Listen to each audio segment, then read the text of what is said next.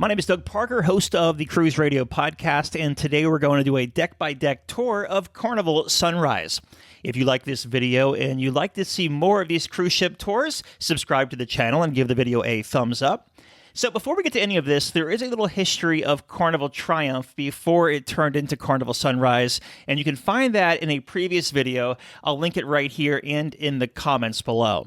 In 2018, Carnival Cruise Line said they were going to invest $200 million into Carnival Triumph, rename her Carnival Sunrise, adding a lot of new venues and staterooms to the ship. Fast forward to spring of 2019 and a 60-day dry dock in Cadiz, Spain. The ship is pretty much brand new. Now, here are some facts. Carnival Sunrise was renovated in 2019. She's 101,509 gross registered tons, 893 feet long, and carries 2,754 guests at double occupancy.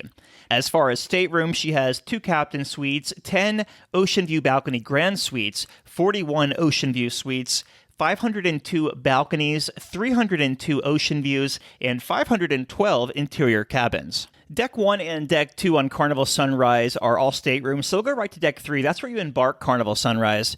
This is where the ship saw a lot of the changes as well. When she was sailing as Carnival Triumph, Deck 3 forward was the main entrance to the show theater. During the dry dock, the theater's floor was actually lifted up to Deck number 4, so it went from 3 to 4, and then Deck number 3 received interior and ocean view staterooms.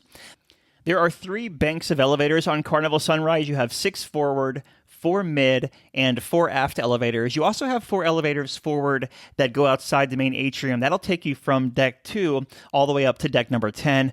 Deck number 11 is where the skylight is that overhangs the atrium.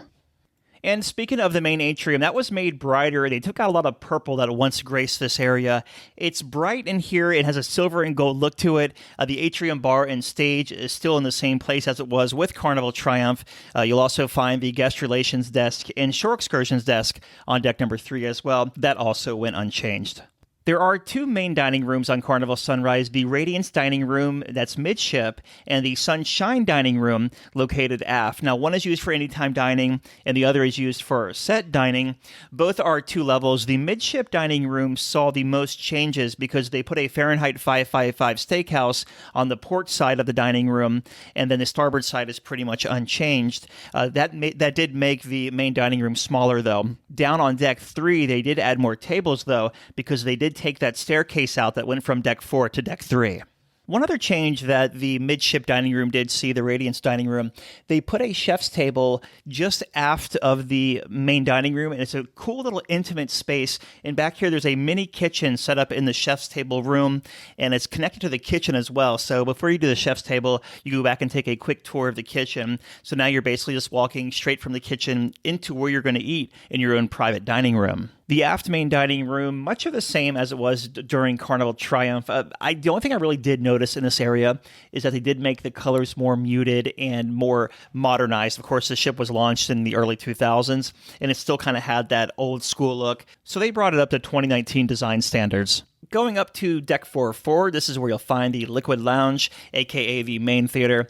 You'll find this playlist production shows in here. Also, bingo is held in here, and the different variety acts throughout the sailing. This is a 2-level theater with decent views and sight lines, and there is a bar located in the back of the theater on Deck 3. One thing to take note of in the Liquid Lounge here, these steps are really steep. So if you want to sit on Deck number 4, enter the theater from Deck 4. If you want to sit on 5, enter the theater on Deck number 5.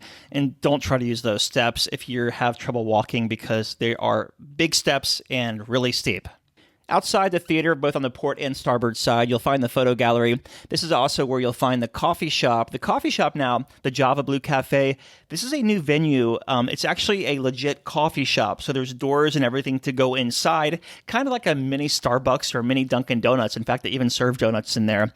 The Java Blue Cafe is typically open every day throughout the cruise from 6:30 a.m. to 11 p.m.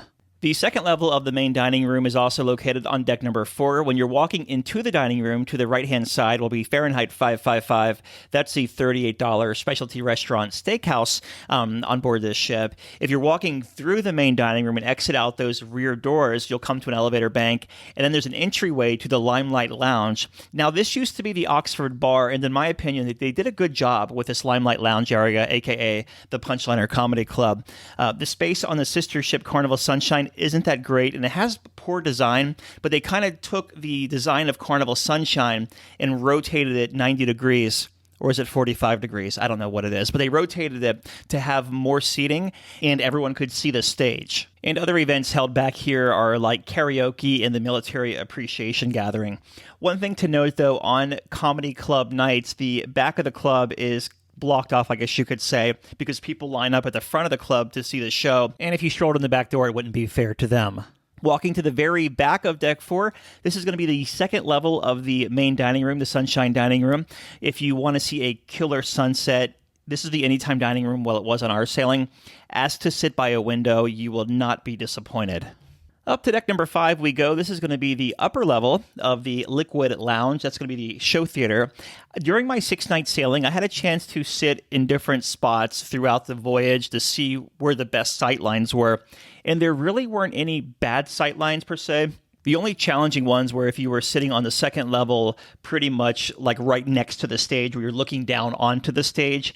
You had limited views there because of a pole. Everything else seemed to be pretty decent in this theater. Outside of the theater, you'll have the fun shops, both on the port and starboard side. A lot of shopping on this ship. You know, buy your watch.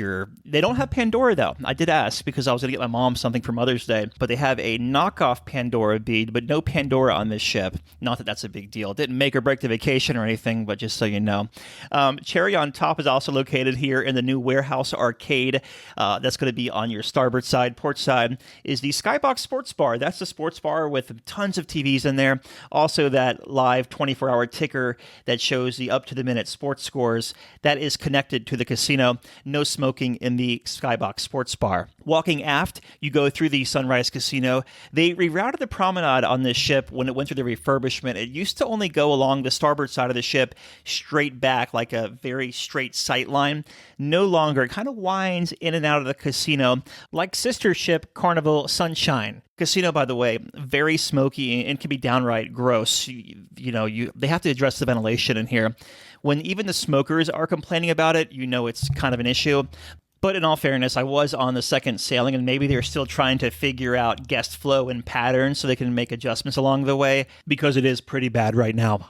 Heading aft, you'll find the check-in desk for anytime dining. This is where you'll, check in for anytime dining, like it says. And they'll give you a pager, or if a table is ready, they'll print a receipt and send you along your way to the main dining room.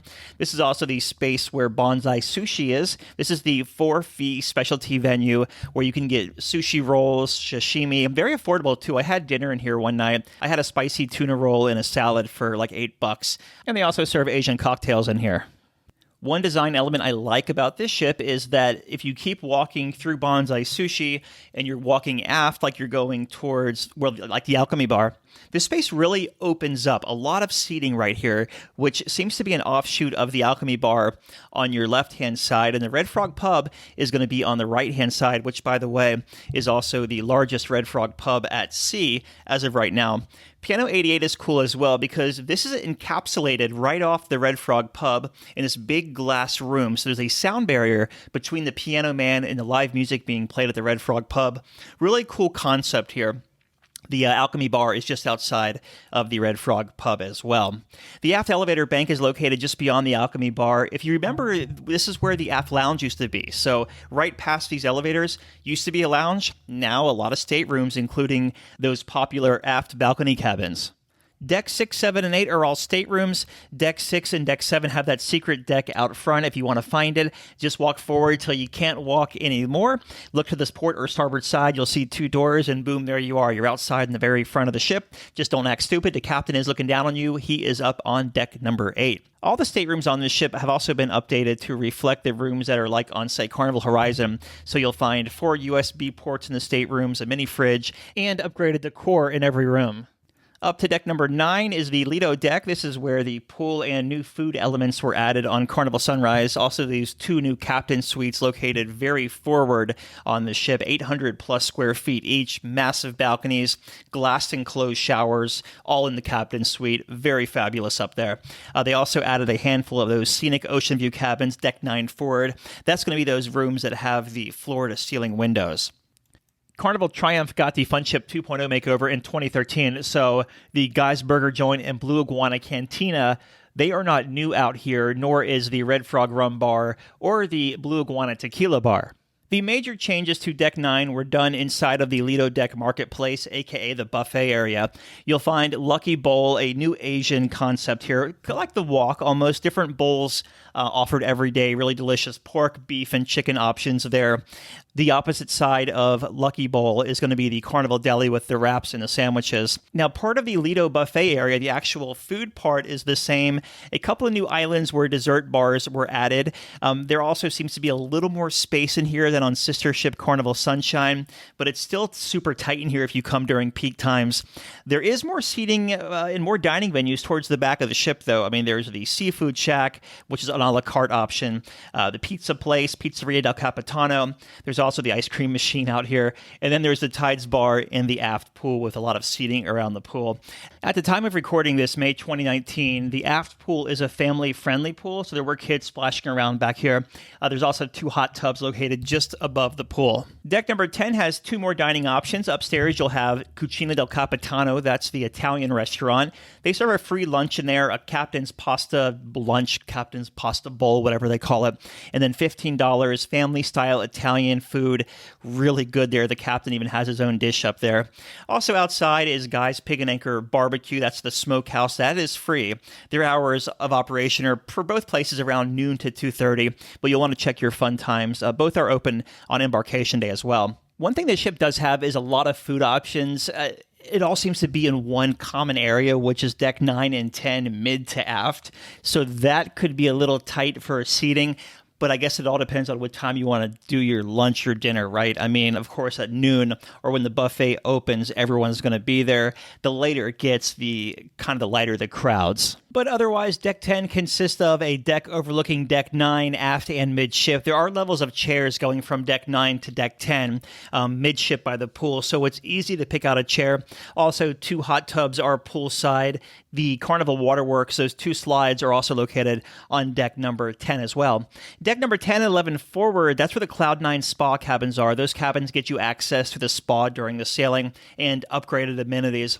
These cabins are mostly balcony cabins and interior cabins. The fitness center is located on Deck number 11, as is the Cloud 9 Spa. However, the thermal suite on Carnival Sunrise does not have the mineral pool in it, only the sauna and the steam rooms. One thing to note about Carnival Sunrise is the sauna and steam rooms are only available if you have the thermal suite pass or staying in a spa cabin.